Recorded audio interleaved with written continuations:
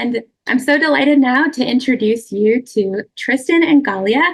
Tristan Hall is the International Executive Director of Christian Friends of Israel. His wife, Galya, is the Director of Media and Public Relations for CFI.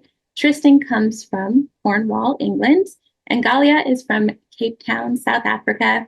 They both lived in Israel before they were married. We knew them back then, and they returned to Jerusalem with their children to lead CFI just over 2 years ago.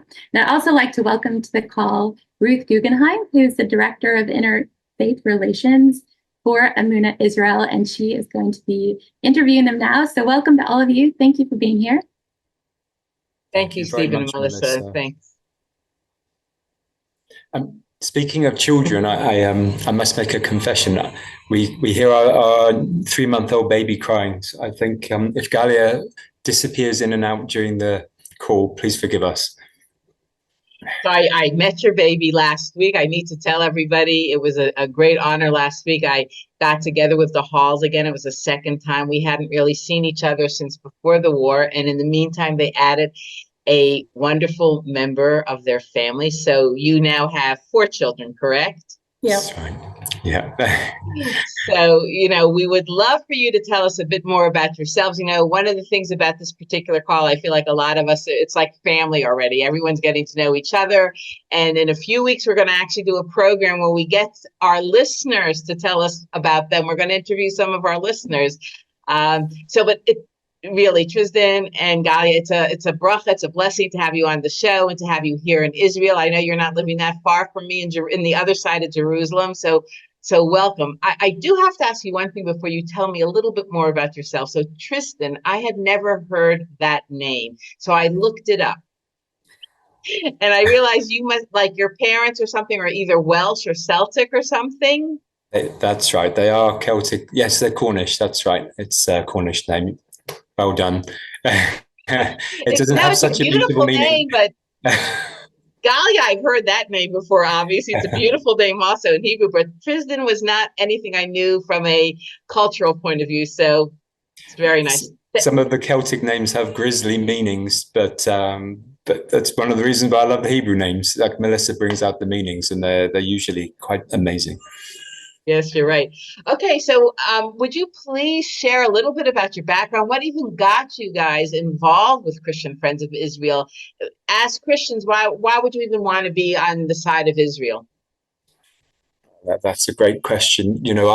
Our charity, the Amutah, was born out of early 80s. I think this was a time when there was a lot of groundswell that the Spirit of God was really moving on the Christian communities perceived in the 70s and 80s to make amends for the past. And a lot of the movement came out of a wish to bring reconciliation, because so many bad things were done in the name of Christianity over the centuries. But there was a new day after the formation of the State of Israel. There began a new day for Christian-Jewish relations, and there were opportunities for Christians to come and stand alongside Israel and say, we're your friends in spirit, in a truthful way, in a very real, meaningful way. And it became evident in those early 80s that it wasn't enough only to pray, which of course is very important, but to actually do practical things, to stand alongside and to help.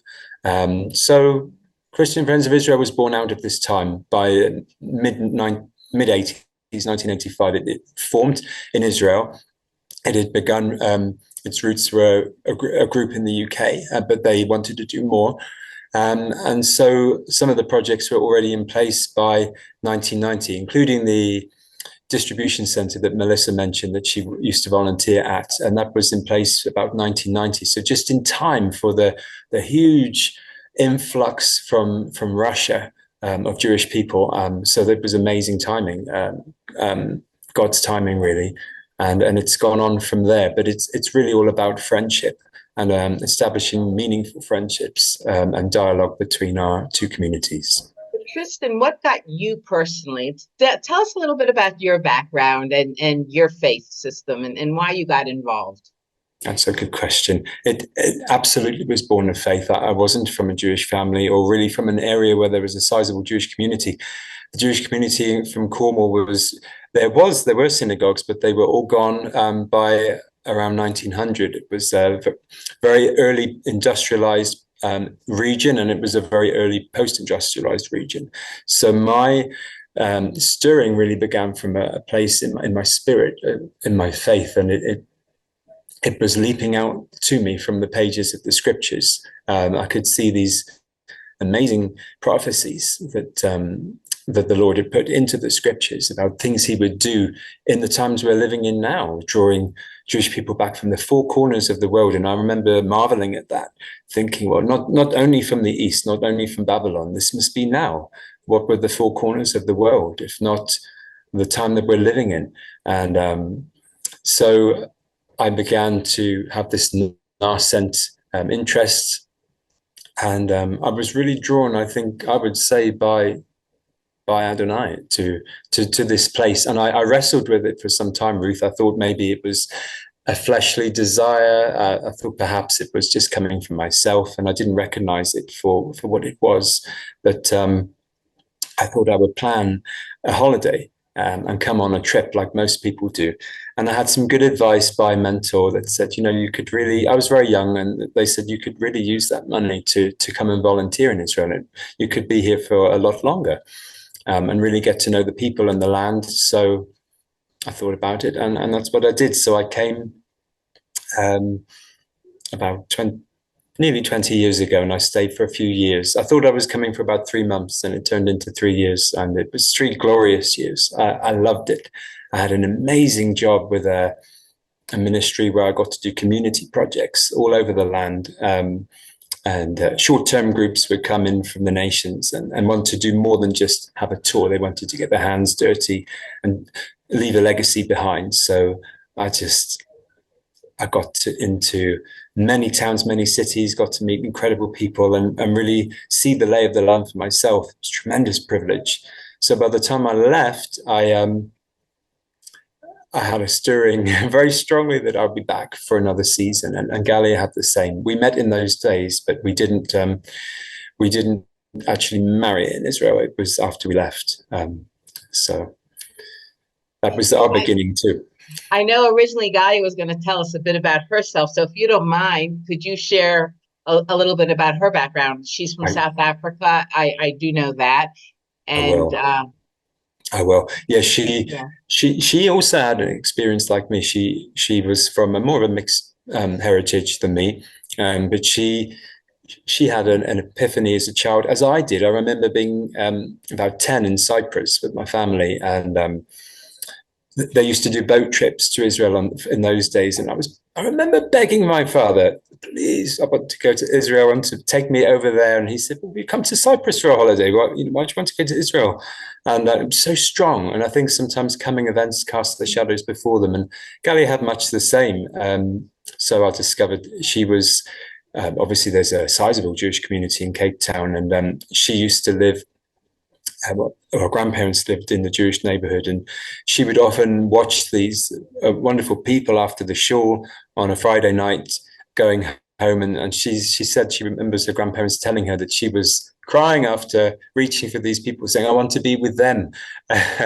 And they couldn't understand it, but it's just something that was deposited in her. So she, from an early age, was drawn to the community. And so her path was also to come to Israel in her early 20s, and she was here about 5 years, but she was working with CFI. That was the link to CFI, and she ran a project that was helping a lot of war veterans, older people, and people that were really below the poverty line.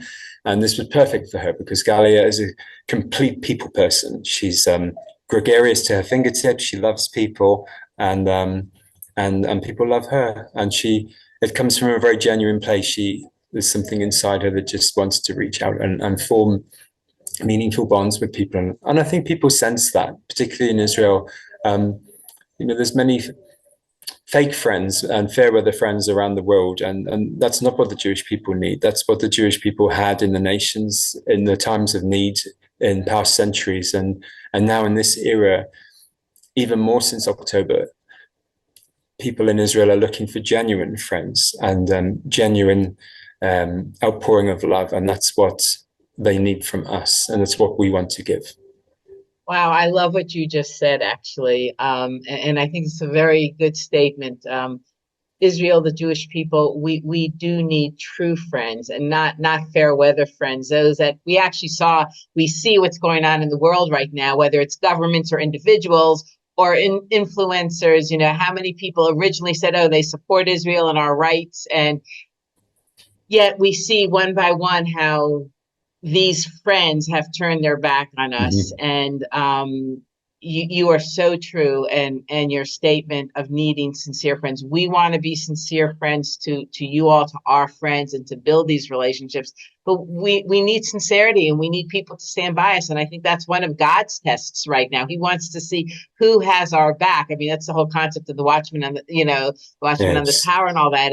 And you are, I don't know, Tristan, if I got to tell you, but when we created the Emunah Angels of Israel, angels is specifically our outreach to our Christian friends. And, people always say, why angels? And some of our listeners have heard that, when I spoke in my very first church in Columbus, Ohio, after I spoke, there was a woman who came up to me in the reception area, and she was crying. And she said, while you were speaking, I saw an angel behind you. I saw a 7-foot tall angel. Wow, that's very tall angel. But this woman shared, she said, it's because of this angel that I know that God is with you and with the Jewish people, and I need to become involved with it. But it made me realize it's not the angel that was behind my back. You all are our angels. You all are standing behind our backs at this point. And so I do want to, thank you, and certainly CFI and all of our listeners for being sincere friends. So that's an excellent way of saying it. So wait, Galia, hello. Do we have a little friend to show us? You're getting 3 for the price of 2 tonight. Wait, listeners, we don't pay for any of our guests. They willingly want to talk to you. I do want to say. So, okay. So, Galia, I don't know if you have anything to add about your background. Tristan filled us in a little bit, but is there anything you personally want to share about how you got involved with outreach for CFI and just engaged in the Jewish community as a Christian? What you would like to share? I heard what he said. It was pretty accurate. I came to Israel in 2004, and it was strange that I came to CFI, because CFI is not actually that big in South Africa. We have offices in South Africa, but not in Cape Town, where I'm from. But I have to say, I was really drawn to CFI. And the reason I was drawn to CFI is to do with another lady that bears your name, Ruth, from the Bible, and the story of Ruth and Naomi, which I always loved. And that's really the heartbeat of CFI. Any of your listeners are familiar with CFI, you'll know that that's really the heartbeat. That's the mandate of CFI, standing with Israel in the spirit of Ruth. Ruth at any moment could have left, couldn't she? She was not obligated to stay with her mother-in-law. She was actually encouraged to leave and go back to her people. And she refused. She was completely sold out. And she was committed, and I was really drawn to that. And I loved the grassroots nature of CFI, really going deep and connecting with people one person at a time, building relationships one person at a time. And it was an amazing experience. And then going back to Cape Town, I don't know how to explain it. I worked in the Jewish community in Cape Town, both for the South African Zionist Federation and also for WITZO, the Women's International Zionist Organization. It's a mouthful, of South Africa. And I didn't go seeking this out. It was one of these situations where I don't know what to say. It was like Hashem just set me up. I was actually recovering from an operation, and my phone rang, and it was the chairman of the Zionist Federation, who I'd never met. But she knew somebody who knew somebody who knew somebody that knew me, and somehow we connected. And they actually asked me to volunteer for a Save a Child's Heart exhibition in Cape Town, which I did. They asked me to come to the office to discuss further volunteering opportunities with Save a Child's Heart. And I walked into a 4-panel interview, which I didn't know was happening. And within a couple of weeks, I was working for the Zionist Fed. So it was just in my lap, really. It was just poured into my lap, and I found myself in this community and thriving and loving every second and feeling deeply privileged to. I was like the head of communications and media for both organizations, and it was a great privilege. But if I may say, the community there, I only lived for a short couple of years in Cape Town, but the community in Cape Town has a very beautiful relationship between the Christian and Jewish communities. They're ever so close. I don't know if it was always that way, but it was something incredibly special. And they did many communal events together. They would turn to each other for all kinds of occasions and the Hagim, and it was really a breath of fresh air. Yeah, it's quite rare, actually. I mean, thank God, I think it's developing all over the place more, but it has been like that for a very long time in the Cape Town Jewish and Christian communities. For example, in my work for the Zionist Fed or Vitzo, I would be in touch with Christian leaders at least 5-6 times a week, and that was just part of the course. So we were very much in step with each other, working together, and I loved it. Yeah. That's fantastic. You know, there's a Jewish word called besheret that some of you may know. And we say when something's meant to be, that this is God's will and it's besheret, it is meant to be. So obviously you two being the heads now of the CFI International it's meant to be. So I do know that you have global offices. You're quite large at this point. You started approximately 40 years ago, a little over 40 years ago, and you just have continued to grow. And I saw on your website, I don't know how many offices you have. Do you even know how many offices around the world you have? Is about 24, but some of them are fully fledged offices with teams, and some of them it's just a Lone Ranger representative, but they all do their best and they're all very passionate. So we're very grateful for all of them. So, and the goal would be in these offices that not only are they doing Hasbara, they're doing advocacy for Israel and education to the Christian community, but you're also raising funds for your projects here in Israel. Is that correct? That's it in a nutshell. It's two-pronged. And as you say, a lot of Hasbara, both in the secular communities in the nations, but also to the churches, because there's just, well, as Stephen knows so well, there's just so much educational work to be done. I mean, there's churches and there's churches and there's churches, and as you already know, Ruth, as you're speaking more and more in the community, in the Christian community, and some Christian communities just get it. They just see Israel in the Bible, and they have a revelation which really comes from Adonai. And other ones, they read the same scriptures, and there's a complete veil. It's almost like when they see the word Israel, they're reading something else altogether.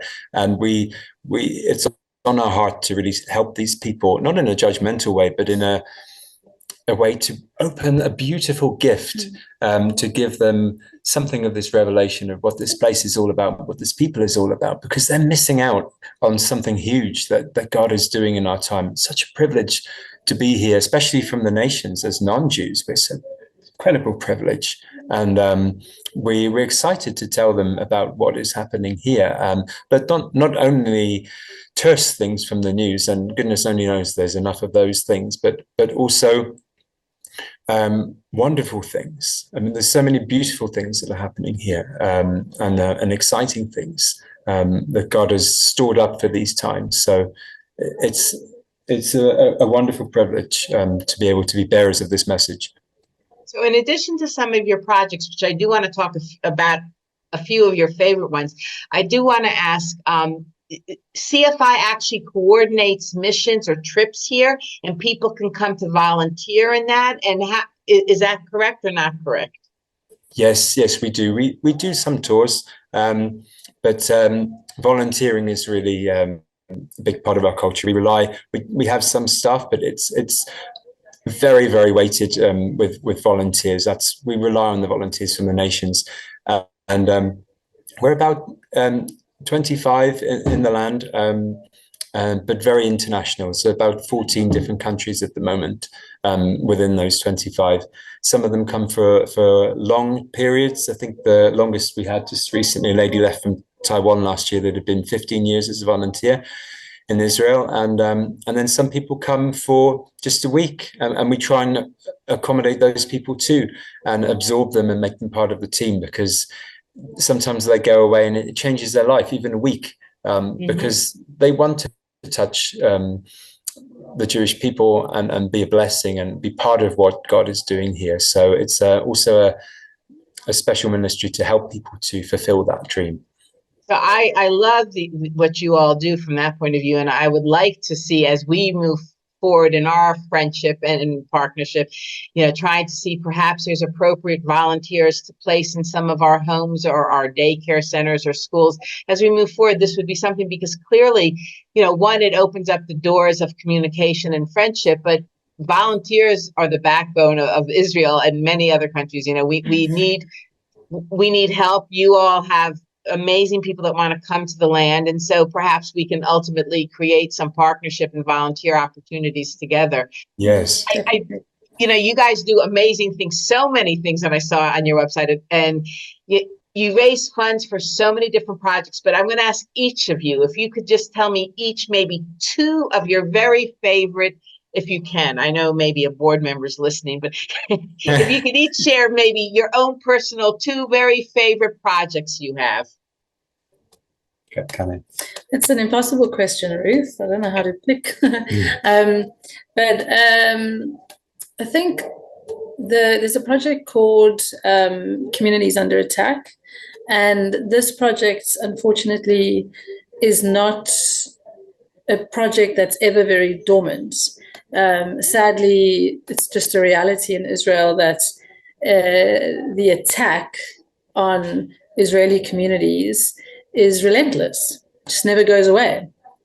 There may be periods of time where it's slightly quieter, but it's always there, isn't it? And I love the fact that we can reach out to these communities.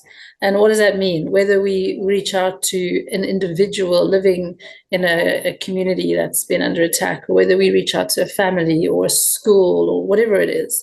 I love the fact that we can go into these places and just encourage the people there who are really at the front lines, that they're not forgotten and that they're not alone, but that actually we really do care about them, and that our hearts grieve with them, and we're so concerned for them, and we just want to come alongside them. And whether we can send whether we have a team that comes over and we can send people to go and do carpentry or electrical stuff or paint or fix up a home, or whether we can help with financial needs they may have because their house has been hit by a rocket and destroyed, or whether it's just sitting down with a cup of tea and talking and showing compassion and care. I love this project because it's, and since October 7th, that project has just been incredibly busy. We initially opened a sort of a war relief fund, but essentially we're talking about our communities under attack.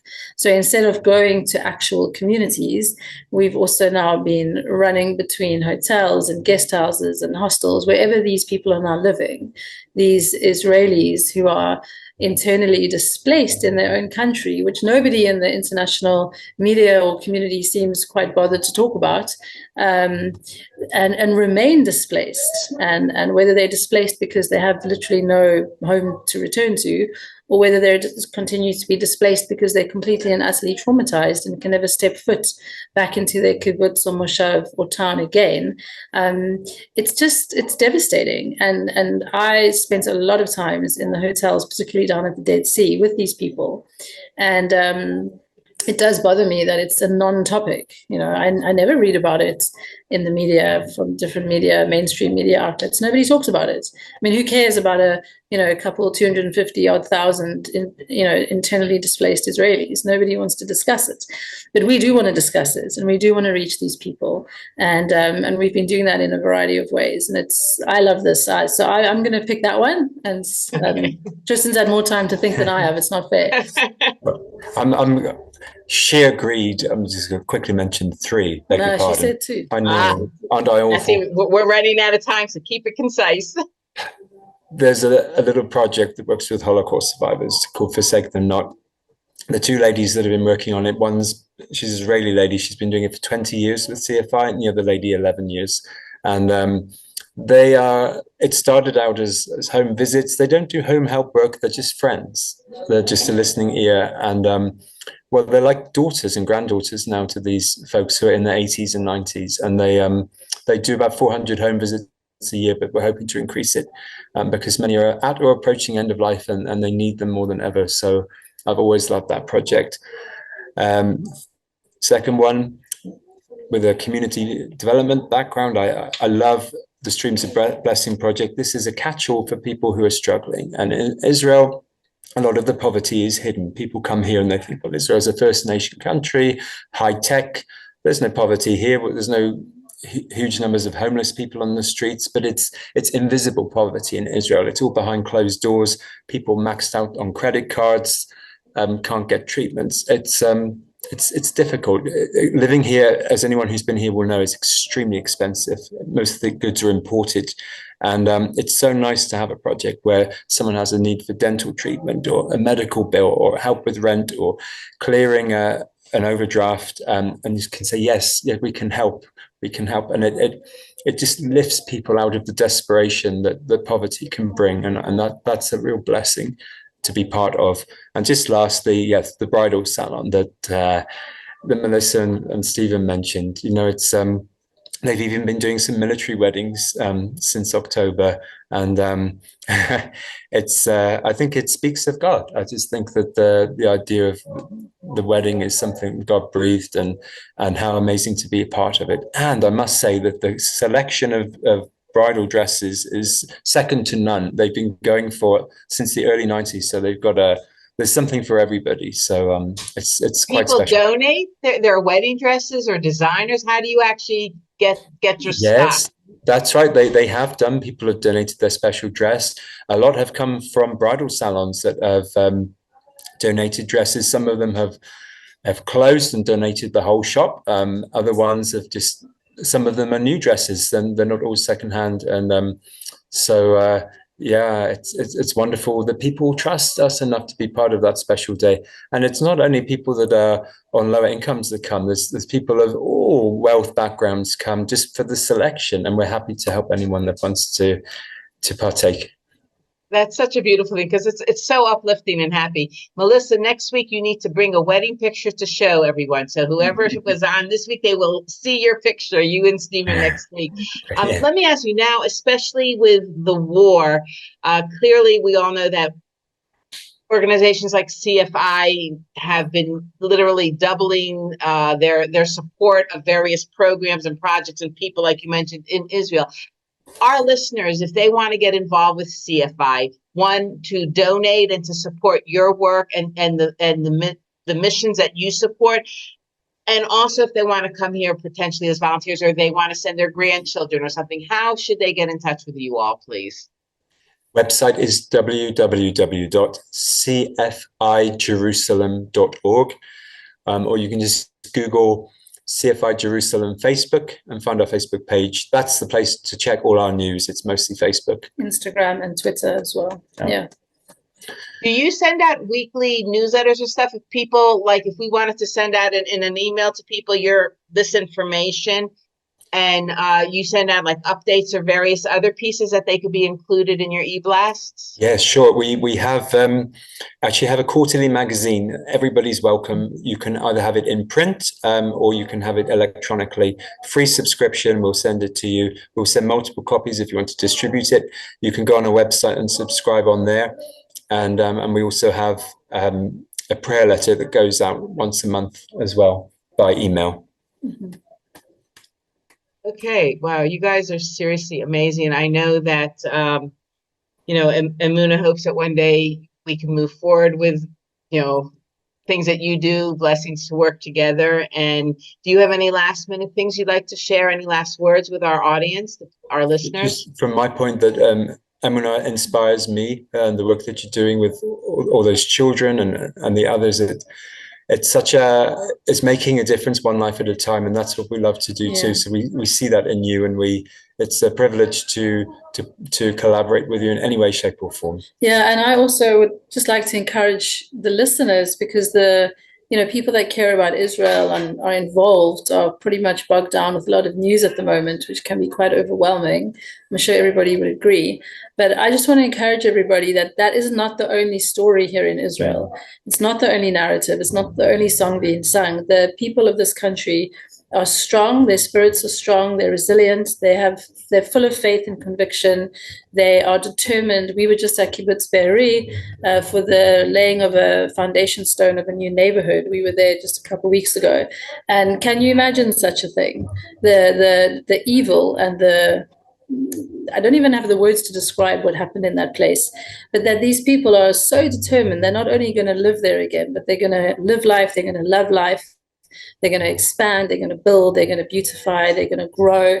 And this is Israel. This is the story of Israel. It's about the Jewish people. It's about this nation that constantly chooses life and chooses to love and live life every single time. So I want to encourage your listeners as well that, yes, times are tough. Yes, there's threats in the north. Yes, it's intense. Yes, it's hard. Yes, there's trauma. But it's not the only story. There's hope. There's hope, and there's resilience, and there's faith. And with God's help, people will heal, and this nation will heal and thrive and succeed and grow. Amen. You guys, I'm sorry. Sorry, Ruth, I just had to share this. When we went to Be'eri, it reminded me of actually something in the Christian scriptures from the book of Corinthians, when it says that love bears all things, endures all things, and believes all things, and hopes all things. And I felt like it's this hope that endures and pervades this people, that they're not giving up their hope. And that's what inspired us in that last trip to Be'eri, that they found the hope. In the midst of the trauma, they found the hope. And this is something that, just one other thing that we love about this people. Inspiring. Well, thank you. So we've basically run out of time. Stephen and Melissa, I'm sorry if there's anything you want to say besides goodbye. We appreciate all of you joining us this week. We wish you a blessed week. And please pray for all of our leaders and all of our government leaders, that they make the right choices, and that we should all continue to be blessed by God. Thank you very much. Thank you.